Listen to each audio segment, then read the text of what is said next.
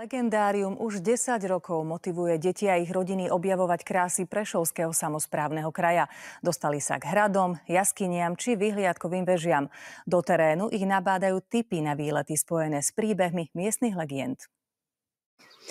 Pastier Michal či vojak Vasil. Aj tieto legendy s východniarmi odštartujú letnú expedíciu v kraji. Tá má 16 cieľov a až 80 zážitkových miest. Aké? Otázka pre Barboru Čechovú z krajskej organizácie cestovného ruchu Severovýchod Slovenska. Pre rodiny s deťmi sme si tento rok pripravili až 16 výletov v prírode, kde sú naozaj veľmi pekné miesta, ktoré sú prispôsobené na mieru pre deti, aby ich zvládli v rámci turistiky. Do pozornosti by som rada dala napríklad Hámorský vláčik Máša v Zemplínskych Hámroch. Novinkou je rozhľadňa v Zboji v Národnom parku Poloniny, alebo veľmi pekné miesto na pohraničí Poľska a Slovenska, vrch Javorina.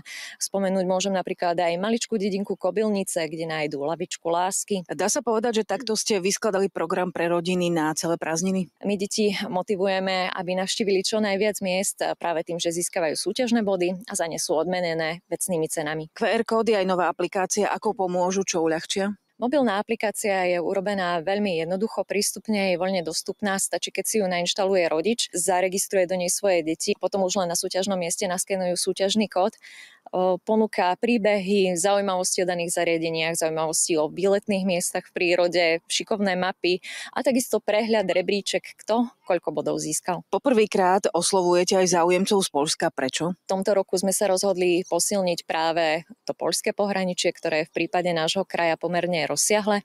Ponúkame tak Poliakom návod, ako stráviť v našom kraji viac dní a spoznať ho zábavnou formou. Legendárium funguje už 10 rokov, ide o produkt cestovného ruchu. Ako rastli čísla návštevnosti? Za tých 10 rokov to už viete porovnať. Vyrastla s nami v podstate dekáda detí. V minulom roku to bolo napríklad vyše 3000 oficiálne zaregistrovaných detí a k dnešnému dňu zhruba po týždni fungovania od spustenia súťaže máme už vyše 1000 súťažiacich detí.